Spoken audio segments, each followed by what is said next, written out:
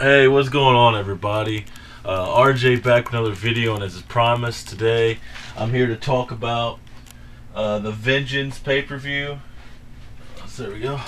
And I promised everyone I'd review it. I watched it last night. I did a few videos, live videos last night if you want to watch those.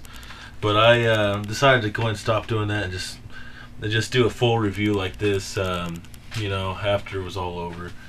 We're going to start off with, the pay-per-view starts off with a tag match. It was not good at all. It was Air Boom versus Jack Swagger and Dolph Ziggler. And I've went on record before talking about how I am a big fan of Dolph Ziggler. I've also went on the record talking about how I hate Air Boom. I thought the match was bad. I thought I wasn't expecting much out of it, don't get me wrong, because a lot of the startup matches, let's face it, are almost never good. Except for like last year's Rumble one, it was Ziggler versus Edge. That was a good match. And I mean, sometimes you get them, but most of the time, like 80% of the time at least, the first match is bad. So I wasn't expecting much. It wasn't good at all. After that, you got the U.S. title, which Ziggler stayed out there, and Vicky stayed out there, and Swagger stayed out there. For some reason, Air Boom decided to stay out there for part of it or something, but they kicked them out finally. But then Dolph Ziggler came out, and it was. I'm sorry, Zack Ryder came out, not Dolph Ziggler. Good thing I caught myself there. I've been getting messages from people saying, "Hey, you're wrong about this," But yeah.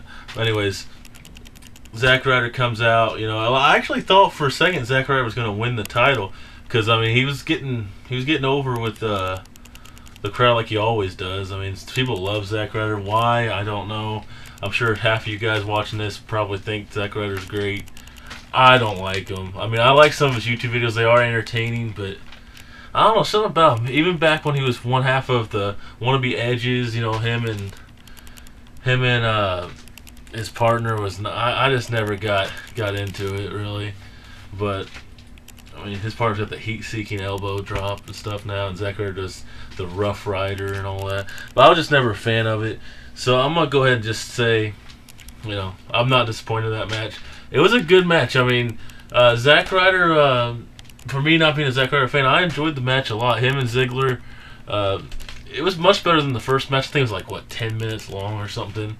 But Zack Ryder catches an L due to interference and stuff, and which means we'll probably see him for the title again at Survivor Series, which is in New York. So if he does go for it, Survivor Series, I predict him to win it.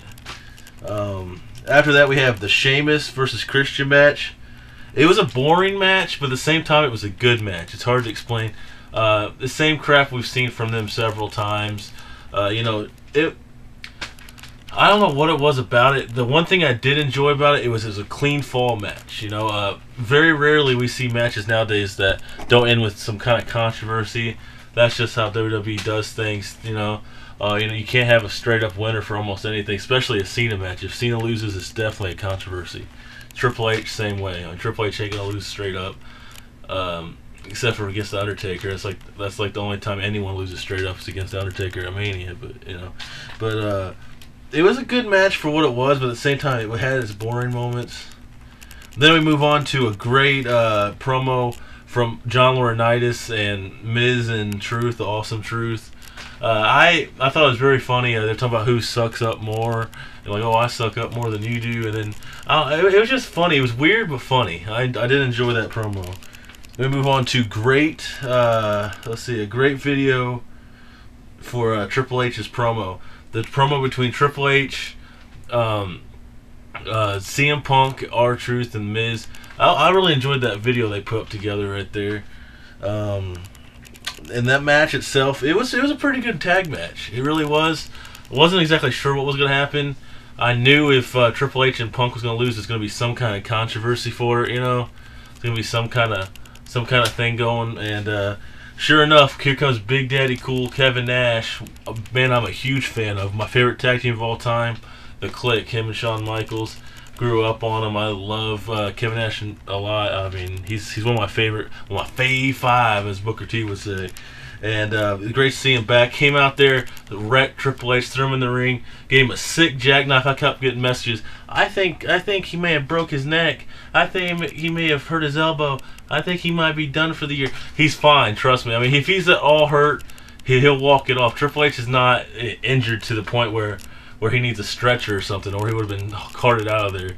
I mean, things do happen, don't get me wrong, but you got to remember, they sell these things for a reason. When they put it over like that to the point where you might think they're injured, that's them doing their job well. And it was great. I like seeing him. Hopefully we'll see him versus Triple H, or Kevin Nash versus Triple H Survivor Series. I'm predicting we'll see that. If not that, we'll see him, like Kevin Nash and R-Truth and Miz, to face Triple H and, I don't know, Punk and The Rock and Cena or something. It's 5-on-5. I mean, they got to have a 5-on-5 tag match or whatever. So, that might happen. But it was a good match all around, and I loved the ending because we got to see Big Daddy Cool back. After that, we had Randy Orton versus Cody. I knew straight into that match that there was no way in the world Cody was getting over on Orton.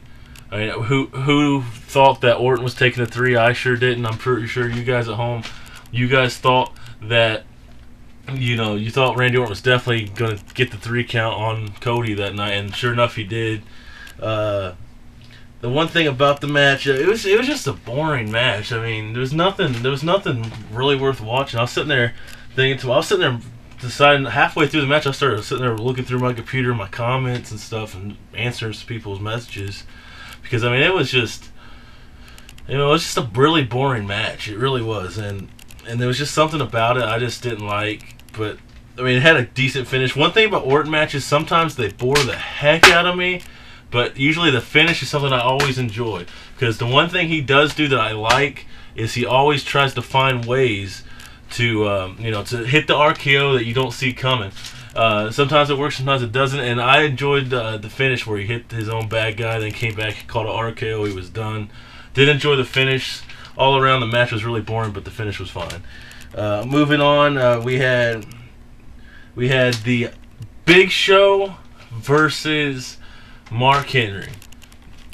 2 problems I have with this match. One, it's never good when you book 2 giants against each other like this, because the thing the thing that gets Mark Henry over is, like, for example, Orton, what I was just talking about.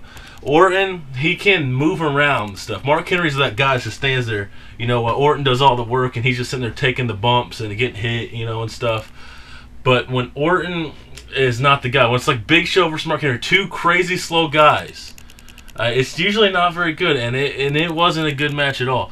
They tried to reenact the Brock Lesnar Big Show suplex off the top and the ring breaks and crap, and I wasn't liking it. I was like, oh yeah, I've seen this before, it's whatever. So I was surprised they did it.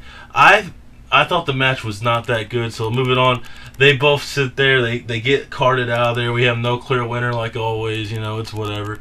But I wasn't caring about, like, everyone was liking the ring breaking thing. I wasn't, it was whatever to me.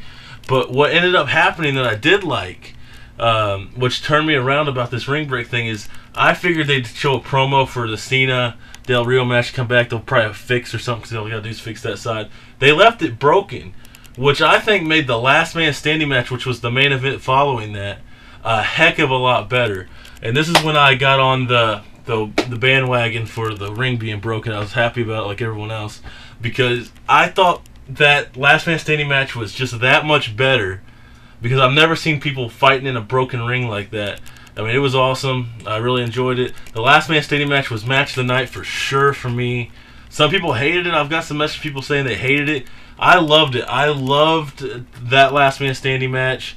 I knew right off the bat, I was like 99% sure Cena was not going to win, because, as I said, he's got that tag match with The Rock already made public and advertised for Survivor Series. I highly doubted he was going to win as champion. I mean, I didn't see Cena losing the title on Raw, and that like never happens anymore. But great match, best match of the night, hands down. Went backstage, got hit with, got steel walls, I guess, that they use, or decorations, I guess they could be called walls, or small walls. Knocked down on him, he got back up, went through a cardboard V. I guess that's cool. It looked cool. I didn't see it coming. It was a good match. It really was. Match of the night. Not a fan of Alberto Del Rio. I made that clear before. But it is what it is. I'm not hating on him that much. I'm just not a fan. But the bottom line is the pay-per-view overall was above average for this year's pay-per-views, in my opinion. You had Kevin Nash return I enjoyed.